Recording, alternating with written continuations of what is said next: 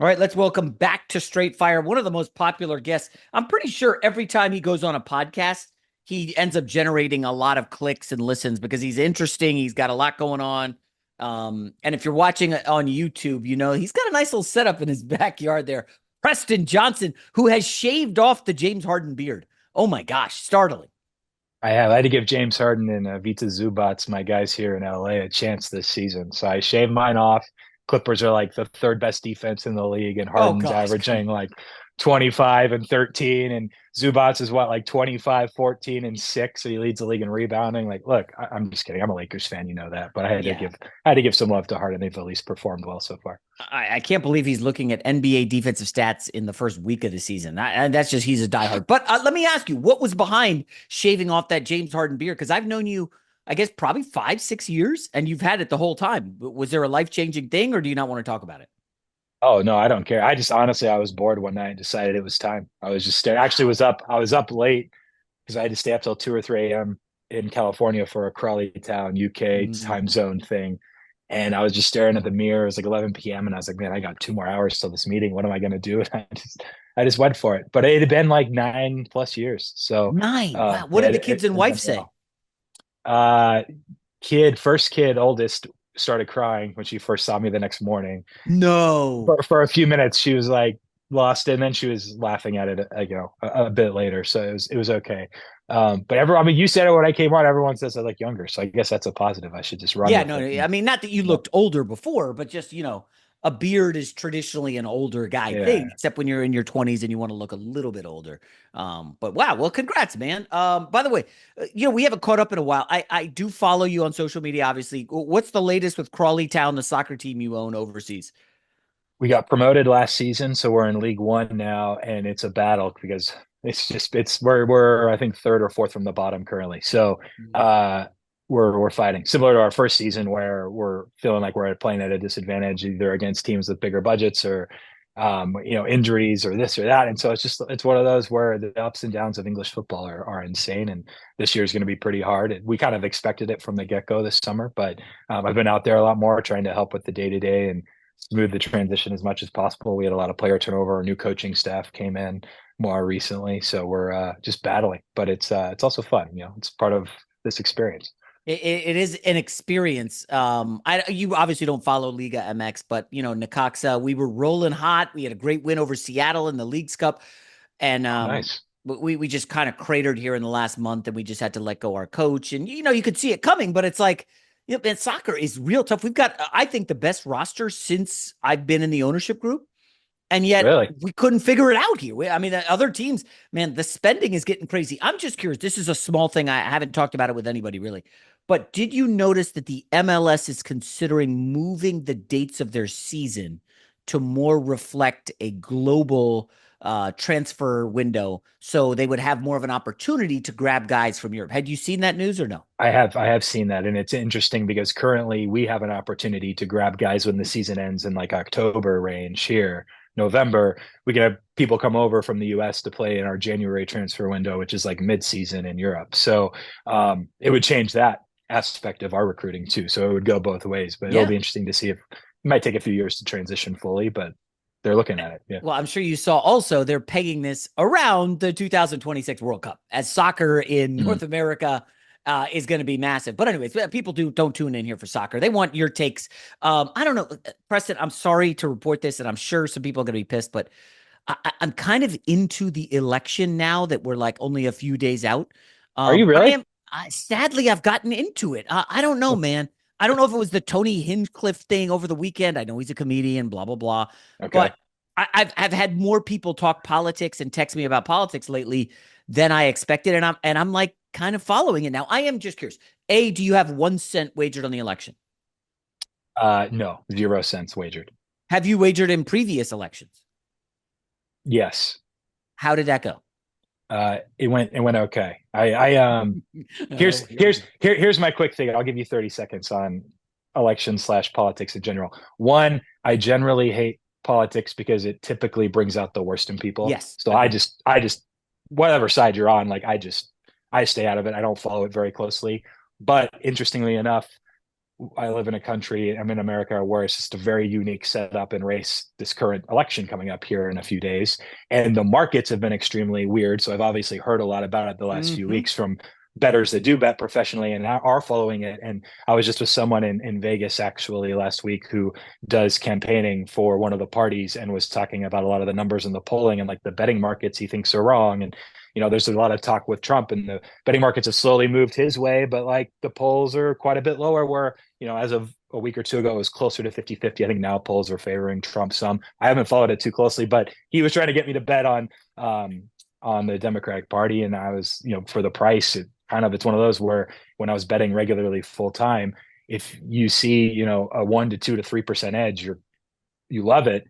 And some of the betting markets relative to the polls were saying there were like 5 to 10% edges on some of this Ooh, election stuff. So okay. like I didn't bet it personally because I just have not cared at all and followed Hmm. it until recently when everyone's been asking me and I've seen stuff going around Twitter or So whatnot. So I confess that's part of the reason I brought it up. You understand markets. You've been a huge college football gambler, NFL, everything. So it's weird. The one angle that I think people are missing with the gambling, and they're saying that, Trump is like 64, 66% according to the gambling markets. But one thing that's missing is, Preston, who gambles on sports? Who gambles really in general? And that's men. mhm. I would say, I'm guessing. I don't have data on this. I'm guessing 80 to 90% of sports bets are men, maybe more, maybe higher. Well, who do you think's betting on the election? I don't think it's women. I think it's mostly men. Now, are these guys who are plugged in and following the polls, or are they getting emotional, as we know sports bettors do, about, oh man, I love this candidate. I'm all in. He's going to win. She's going to whatever. And I think people are getting emotional and, putting $50, $100 bets on a certain president.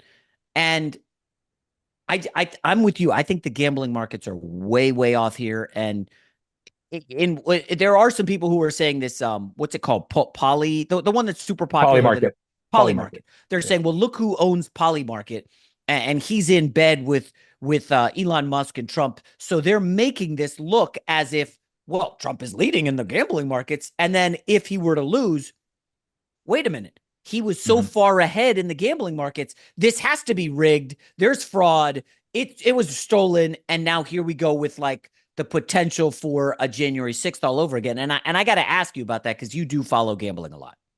I'll say my counter to your original point about so there are plenty of smart males that would bet the other side if they really thought it was that far off, which would move the market back, right? Yes, It yeah. should it should normalize, it should balance.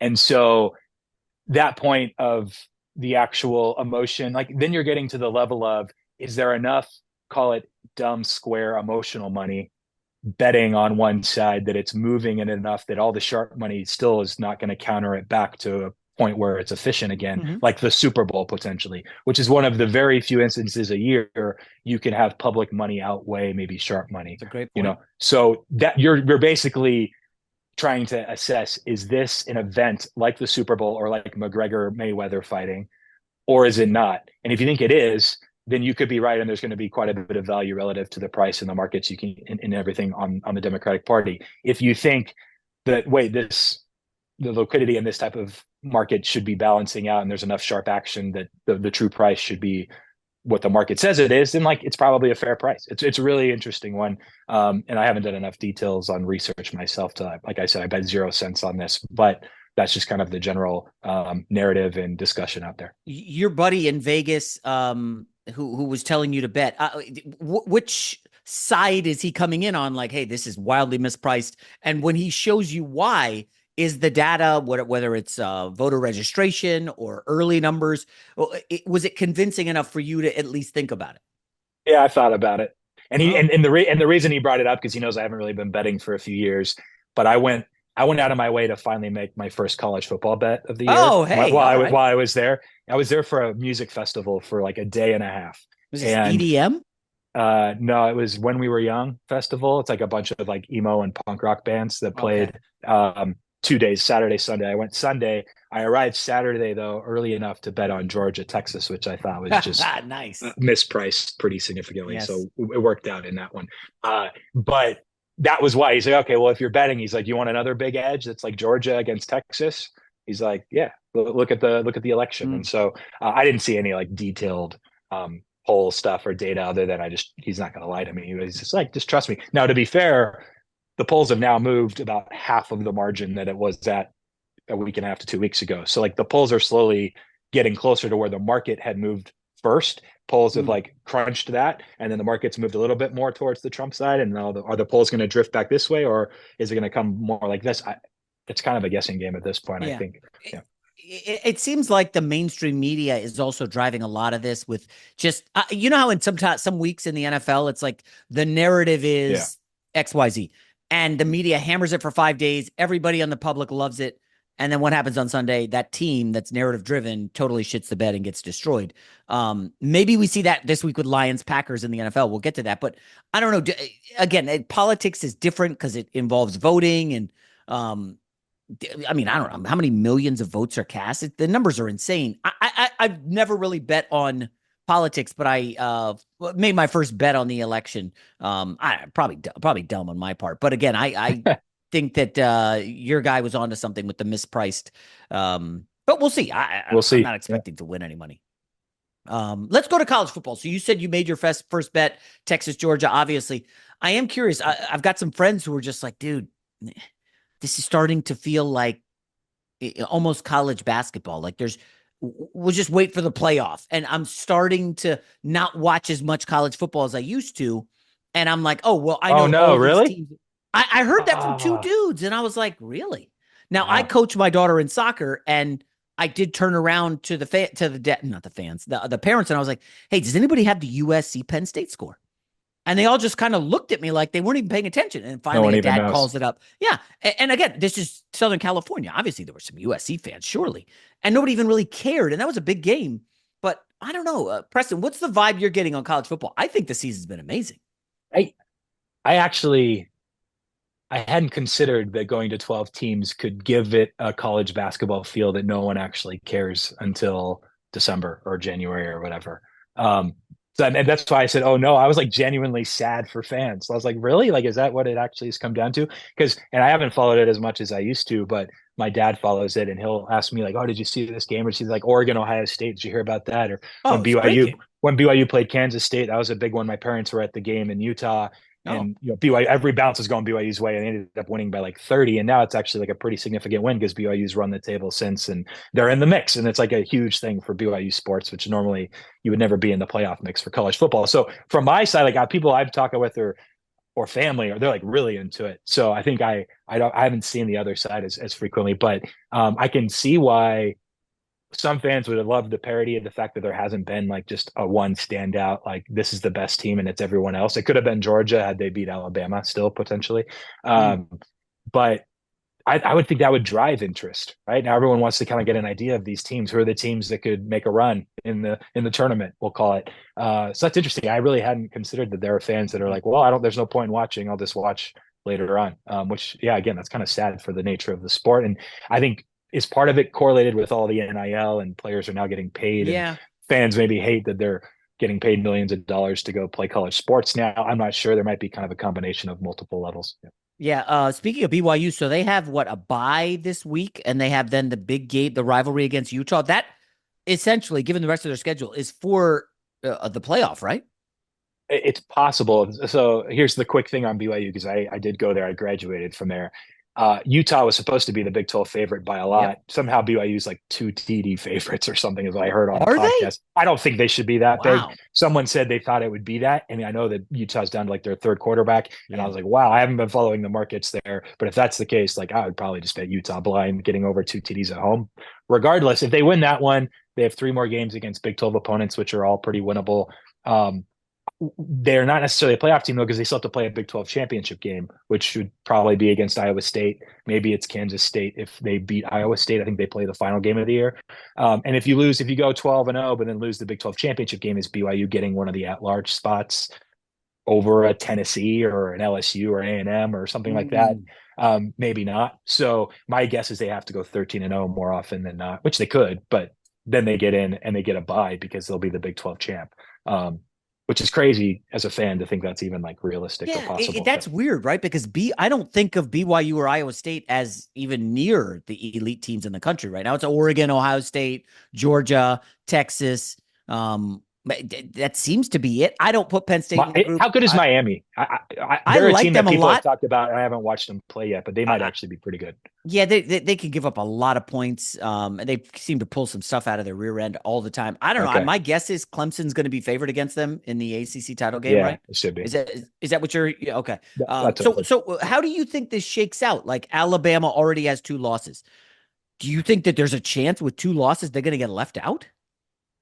Yeah, if they don't even make the SEC title game, I think there's a chance. Again, it all comes down to those final weeks of, well, if BYU loses and it's one loss BYU and two loss Bama, like Bama's getting in. But if BYU goes Right. undefeated, then Bama has a team that they can't get in for. And so then it's like it's going to just depend on multiple games. Iowa State's flirted with being a top 10-ish team a few seasons under Matt Campbell. Is he the coach still? Probably. And they've always Yeah. been like a top 25 team. So my guess is when it comes down to it, they would be favorites against BYU. They've kind of have the pedigree a little bit more and are probably slightly more talented anyway. So it's probably going to be Iowa State if I had to actually bet on it. But my guess is BYU is like it's like a 60-40 game or something. So it's Yeah. not dead for the hope inside me to see something miracle happen. It just does feel like if Alabama gets left out of the playoff in the first year of this thing, And there's 12 teams. Yeah. there's going to be an uproar in the SEC, and then we got to expand it. We got to. So I know there was some changes, and I honestly don't even know who's in what division anymore. But is it still A&M, Georgia, and Bama? Are they all on one side, or is Georgia on the other Uh, side? so That's what I'd have I'm to look because I guess there's a chance Bama could still make the SEC title game, and then from there win the SEC, and then they'd be in for sure with 2 losses. So I guess it depends on. Ole Miss is on their side, or at least they used to be. I know Texas was added. Which side is Texas on? Yeah. So there could be a way that Alabama sneaks in Wow. with 2 losses, Yeah. So anyways. the SEC's having a down year, and it looks like they have 3, 6, 8 teams ranked in the top 25. Tennessee's Uh, on their side too, or they at least they used to be. I think so. yeah. Yeah, there's a bunch of. I don't think Tennessee's particularly good. I don't know. Do you or? I've actually watched them play Bama. That was another one I live bet them at one point just for action, like in the Mhm. third or fourth quarter. They're probably what's crazy about them is their offense has been so good. It's Heupel, the guy that used to be at Central Florida, I Yep. think, right? Yep. Runs quick, up tempo. He's always had pretty average to poor defenses. Now Tennessee's defense is like top 10, but they're not quite good enough at offense. It's like if he had like the Hendon Hooker years on offense with this year's Mm. defense, they would be legit. But I think they're kind of just unbalanced, and so probably not quite competitive enough. How much do you think NIL has kind of balanced out things in college football? Because it feels like this year there's nobody that's great or dominant. It's a good question. I haven't looked into it much, although I've had people tell me like, "Hey, you should get a job as a general manager at a university for like basketball or college football." And I was like, is that like a thing now? Like that's a real position now is because you have to be a GM because you're managing all the NIL money and which play it's like a Yeah. recruiting. You're basically buying players or trading for players in some way. And so I was like, that's interesting. What's it? Woj didn't he just quit That's ESPN what and he did. he's Yeah. basically the general manager? Is it like St. Joe's or St. something or Bonaventure. Yeah, that's where St. he went to Bonnie's? school. Yeah. Yeah. So like those are going to be positions that are real, which means this NIL stuff is having real impact on um, performance and ultimately how universities and sporting programs are competitive. But I Yeah. couldn't And give look like at, reasons yet, really quite yeah. detailed. NIL is creating jobs. Now you've got all these people managing athletes to help them get NIL money. You've got new positions Yeah, opening up at university like this. I feel like the NIL's been really good for college sports. yeah. In general, I was always kind of on the side where athletes, when you're making so many millions as a university and the athletes get a scholarship, and I understand the argument of, oh well, it's an education they couldn't get anywhere else. It's like at some point, like the numerical values of a scholarship and an education relative to what those universities were pulling in was just crazy. So I think it's good that the players are starting to get rewarded for who they are and how good they are at the sport and the amount of attraction and eyes that they bring a university and program. And then like you're right, agents are more jobs for them. Although I generally hate agents. More so in English football, but Oh, it's yes. yeah, it's just always a mess with agents. But like there's a lot of opportunity, so I think it'll really probably turn in the next 3 years, and then in about 3 years we'll like kind of know like, oh, this is how it's done, this is the process, these are the positions, these are the jobs, and so it'll be like kind of like that 5 year total transition. Now, one more college question before we go to NFL, and it's actually college hoops. I think we have probably the biggest name to go to college basketball since Zion. That would be Cooper Flag. I mean, it's possible I missed somebody, but the hype around Cooper Flag, the stories about him in the Olympic lead ups, going toe Yep. to toe with Anthony Davis and company. The Cooper Flag hype is real. I don't know if you saw they dismembered Arizona State by like 60 in some kind of glorified scrimmage. I'm excited for Cooper Flag. We already see teams in the NBA like Utah Jazz. There's a salute the flag and all these hashtags going on. It's a little crazy, but how much have you seen of Cooper Flag, and what's your vibe on college hoops this season? I've never seen a game where he's actually just playing like up and down like a full game. It's always just highlight videos, Highlights. which like your local team, the JMac highlight video would look good. Like you could be in the draft this summer. So like I don't really know. I can't put a ton of stock in other than he's some kid from Maine, I believe. Like it's just Yes. the most unlikely spot and to see what he can do and what everyone's hyping. Like everyone hyped up Wemby, and like at this point in time, like if you're that hyped, you're probably that good and you're not gonna like be a bust. So the main thing I would say I concentrate on more than anything currently is how does it impact the tanking and the NBA season? And from a betting standpoint, that'll certainly play a role in the second half of the season as far as how teams are pricing or getting priced on how they're playing as far as players and who's resting and load management. And, oh, so-and-so has an ankle injury for 6 weeks and because they're just trying to lose because they want Cooper Flag. So that's where it interests me is the Mm. amount of intent from teams to lose on purpose. Since you Quotes. mentioned injuries, one Yeah. NBA one that jumped out is the Joel Embiid stuff. So Joel Embiid played in the Olympics, okay? Didn't have a procedure according to I haven't seen any reports that he had a cleanup, certain nothing. Yeah. And now he's already missing, looks like he's about to miss a week here to start the season. And you got predictably Charles Barkley piling in and all these guys, and it's like I don't know, Preston. Why should they have it both ways? Why should we be able to bury Embiid when he's not 100% healthy in the playoffs and doesn't deliver, and then And also now, bury him when he doesn't want to play in early season games? And he said he's never doing back to backs again in his career, something like that. Like, yeah. I kind of defend him in this stuff. I don't know. Especially when Barkley, I think, is one of the guys that'll like bash him in the playoffs when he's Yeah, not playing very hard exactly. or he's fatigued late or can't go. And I think what's interesting and the reason why I would defend the people that are kind of hating on him now some back would be he did say he wasn't going to play back to backs ever again, which gives you the intent that he is going to be playing this season, just not in the back to backs. And then suddenly a week or two later, it's like, oh, actually, also I'm not ready yet and he didn't have a surgical operation and he was playing in the Olympics a little while ago. Yeah. So what is there? There seems like there's something there that doesn't quite add up. But if he had been like saying, look, I'm focused on playoffs and a potential championship, I'm never going to play back to backs, but he's playing from the get go this season, then no one would be complaining. I actually think it would go over well. But the question is, well, then why is he not playing now? And that's where you get a lot of the headbutting. And so I see both points of view. If it were up to me, though, like, and if it were up to Daryl Morey, who I know is just trying to win a championship and probably should have had one already in Houston, like if you're maximizing and optimizing for winning a ring, which is what every team should ultimately be doing, you got to make sure Embiid's helping. Now, here's the question. I think I heard, I haven't been following extremely closely. I think they have the worst net rating in the NBA so far. The Sixers do without It's Paul been George bad. and Embiid. It's Yeah. pretty bad. At some level, and last year I think they only won 30% of their games without Embiid. Like they're a pretty bad team when he's not playing. He's just that Yeah. impactful. He's one of the best players in the world. At some level, you have to have him play if you're even going to make the playoffs. And if you're first round against the Celtics, like RIP anyway. So like you got to make a decision eventually where the regular season does matter. But if you're optimizing for playoff runs and championships, I do understand playing him 50 to 55 games this year. Maybe it needs Yeah. to be 60. But why is he not playing now? What's the That story? Who knows? that's a little troubling. Two teams have underachieved, and again, it's very early, but the Bucks look quite bad. Preston, 1-3, can't stop anybody. Not, I mean, we saw that coming, but we didn't realize it'd be this bad. And then the Nuggets, who have needed to come back like late Overtime overtime type miracles. wins.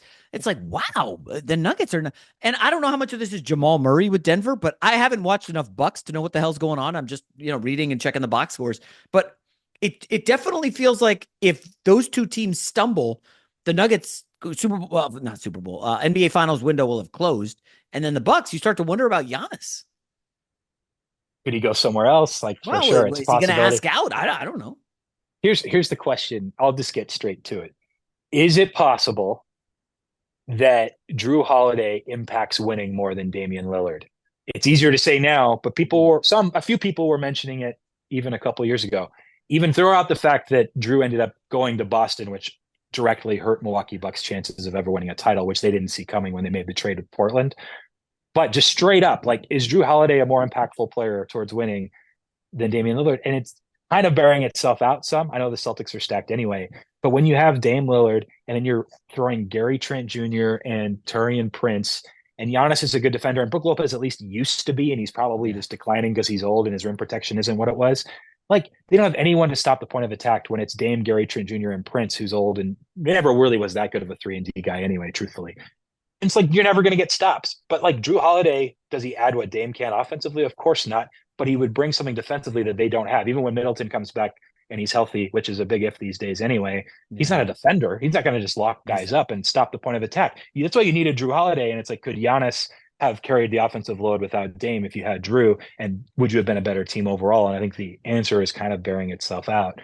Or is is it Budenholzer, Mike Budenholzer? Is he a better coach than Doc? And why did they even fire him in the first place? Or pre-Doc, forgive me, is it Griffin? Adrian Griffin. Adrian Griffin was like 30-15 or something. Yeah, he had like 67 to 70% win rate and everyone hated him. So they got rid of him. So like there's also some coaching aspect to the formula. But the variable of Drew versus Dame, I think, is the one where if you look straight up, it's Drew's not nearly as sexy as Dame Lillard taking step back 30 footers. And he has those games where everyone's getting texted and seeing it on Twitter and they turn the channel a couple times a year. But like other than that, like Drew probably just impacts winning more. And that's the trade was probably just wrong. Yeah. And remember, Drew got shipped to the Bucks initially and they instantly win a title and take down the Suns. And he was awesome in the finals. And then he goes to Boston and wins another title. Oh, that's a look at that. That's a spicy take. Impact. I don't even think it's that spicy anymore. And the numbers, I think, pre-trade. No, but if you say that out loud, yeah. or if you float that on social media, or if you're in the gym, go and I know you go shoot hoops a lot. Go in the gym, tell a couple guys, dude, Drew Holiday is more important than Damian Lillard. They'll look at you like you don't know ball. They'll say stupid stuff like that. But the reality is, you're right. For sure, Holiday. All right, let's go to NFL. First of all, first question: any macro takeaways for the league here through 8 weeks? Yeah, I think it has been. So I actually saw this last night. I think I was obviously I'm sweating this Dodgers World Series away, and we blew the sweep last night. But hopefully get it close tonight. But I was on Twitter a lot more than usual because of Dodgers stuff, and I saw someone tweet a picture of the bottom of the standings, just teams like 1 through 30 or 32, whatever there are in NFL. Yeah, and there's like 12 teams that are three wins or fewer so far this season. Like, there's just like a lot of bad teams, and does that mean there's that many good teams, or is it just that like people? I don't know, or is it just random? Like I'm trying to decide: is the NFL that split where there's just extremes on both sides, or is it that the mediocre teams can beat up on the bad teams, and so the mediocre teams that have good records so far actually aren't even that good and shouldn't even be contenders?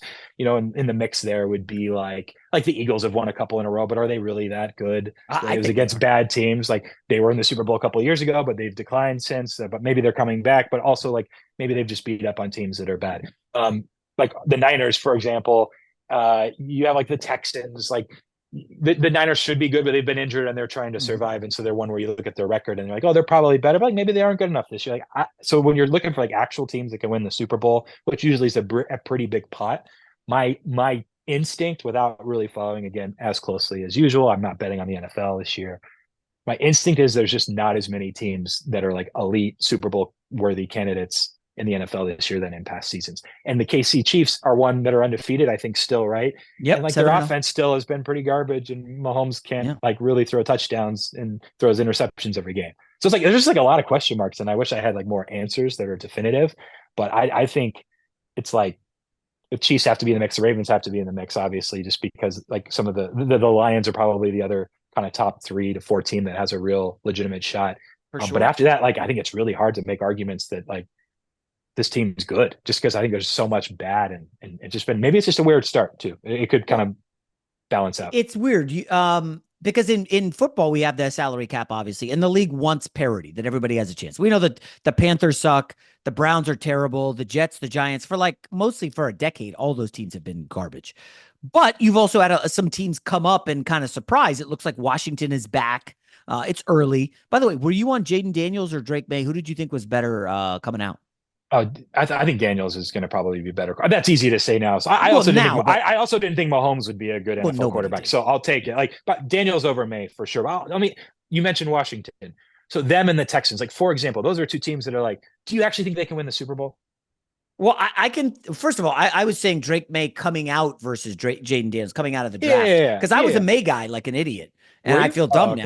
now. Daniels looks incredible. I think Washington could be in the NFC Championship game, win the Super Bowl this year. I'd be stunned.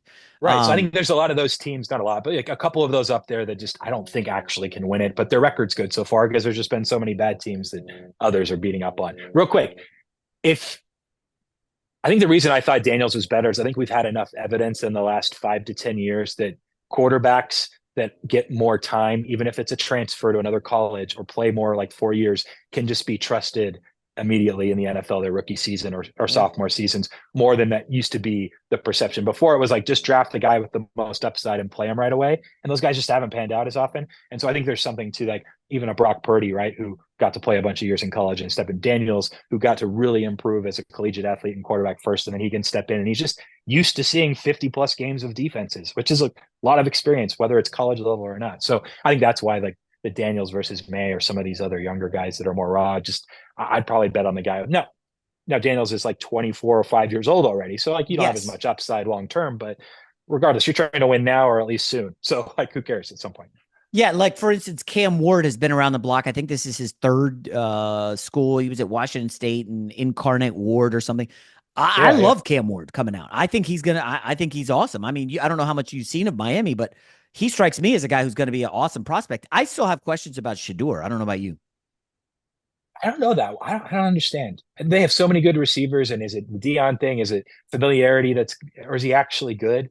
I actually don't know. I think that's one of the more interesting bets on a quarterback that's going to probably go. I don't know. Is it first round? I imagine Well, maybe if even the Panthers and Titans are drafting 1-2, my guess is they're both going quarterbacks, right? yeah. So you'd think one of them would be Shador at that point. Yeah, And that's one's interesting. Cam. And then the Jets are kind of up Shit's Creek because they're stuck with Aaron Rodgers, who's been, not very good. And then, Yeah, just a dick in interviews. And then is he going to stick around or retire? Is he going to want to walk away a I guess. failure in his one Jet stint? And if he does walk away, great. But then the Jets are like, do we take Quinn Ewers? I don't like what I've seen from Carson Beck. Do you or no? No, Yeah. yeah. I think he went in with more hype than he's actually. Yeah. I don't. He's like he reminds me of like very he's got some Mitchell Trubisky vibes. Oh, I don't dude. know, but he just has a bunch of talent around him and a good defense and athletes and coaching staff, but probably not good enough to be an NFL quarterback. But Yeah. I yeah, mean, do you you never like know with these guys. Ewers? Ewers, I think, actually has like the touch on his long ball and his ability to just lead receivers and like his vision, I feel like is way less structured than like Beck's just in a great situation. But Sark's also a great, phenomenal offensive Yeah. mind, like akin to like a Shanahan or McVay, where maybe yours is just the benefit of that. Manning stepped in and was pretty good too. So Mhm. I'm not sure, but the stuff I've seen of yours, even his freshman season when he first stepped in before an injury and he was out, I was like blown away by what he could do. So I actually am a little more pro yours than you are probably. Well, and I bring up quarterbacks, Preston, because you look around the league and it's like quarterback play looks like it's kind of gone down.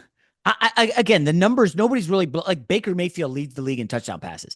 We know Lamar is special. We know Josh Allen's special. Mahomes has struggled, but he's very good. Like, I got to be honest, there's moments where Jordan Love is throwing so many picks and looks like he's got happy feet in the pocket. And then, Jared Goff, his first outdoor game of the season this weekend. Like, I don't, quarterback play seems like it's gone down. Like Trevor Lawrence, is he even good, Is Preston? he even good? And he was I one don't of know. the best prospects since what Andrew Luck, I think, was the comp, right? Like, it's a great Yeah. question. Yeah, he was They good. just, This, can you tell me what's your? I know, we're wrapping up soon. What's your opinion on those guys that were good for like a year or two and showed promise, and then suddenly have dropped off, like Trevor Lawrence? Like, what actually happened? Is it the coaching? Is Lawrence not working hard enough to improve his game? Is it the talent around him, or was the 1 to 2 years more fluky? Like I think Blake Bortles on the Jags had a run into the AFC title game against the Pats. They lost late, right? One that's year. So right. like maybe it's just randomness. Like I don't know, but like the Lawrence one is like baffling because he was supposed to be the guy since Kyler Clemson. Murray too, right? There you go. Um, Yeah, yeah, yeah. but like the one with Trevor Lawrence, and again, there's no data to back this up, but at Fox one day, one of these guys comes on the set, and I'm like, what's going on with Trevor Lawrence? They're like, that guy doesn't love football. I was like, what do you mean? They're Mm. like, he doesn't want football to be his thing. Like, oh, there's Trevor Lawrence, the quarterback. He wants to be like Trevor Lawrence, the human, who is married and a good family guy and goes to church. And I mean, I don't think that means he's not looking at film or anything, but I don't think I'm not going to lie to you. When I play in my men's basketball league, like that's everything to me. The whole week leading up to the game. After, if we lose, I'm crestfallen. I I'm in know. like a massive funk. I get texts sometimes from Yes, you Jason. do. He's like, I do yeah. that. I love it Trevor though. It's good. Lawrence apparently is not that guy. Now, I don't know. Do you want your guy to be that guy who's all in everything, and then maybe he stresses himself out? I don't know. They just traded away his left tackle, Cam Robinson.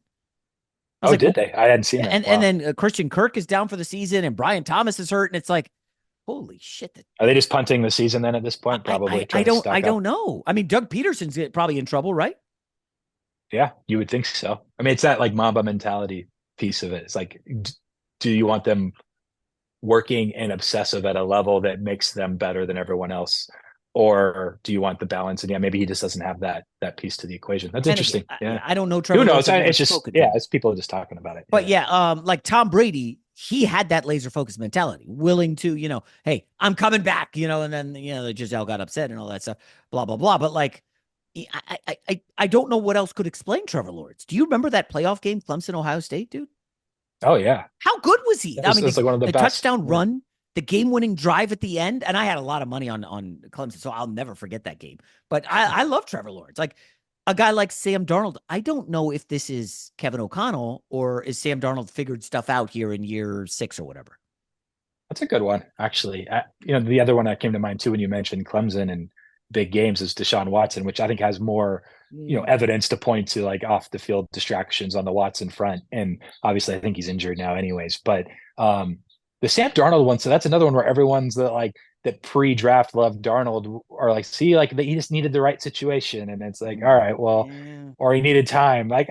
But so are we not giving Zach Wilson enough time or a better situation? Like, is Zach Wilson actually going to be good in 3 or 4 years? Like, I don't know, probably not. So I think Sam Probably. Darnold's more of a outlier than most, but it's a good story in theory. I mean, is there something to like the prospect, like how like in basketball especially? Have you ever like looked at guys who are top like 247 recruits, like top 10 guys out of high school in basketball, and they go to college and either get hurt or don't quite perform very well, and then like Duke had that year with Zion and Tatum and Reddish, right? And like all three were top 10, but Zion, or except for Zion, they had another guy too, like one of the Jones, was it Tyus Jones' little brother, Trey Jones, I think was also on Oh, that team. right. And like three of them were top 10 and Zion wasn't for originally. And then he was actually like the best NBA player for a year or two before he had Mm. all of his issue. And now Tatum obviously as well. Like, and so is there something to the high school grade?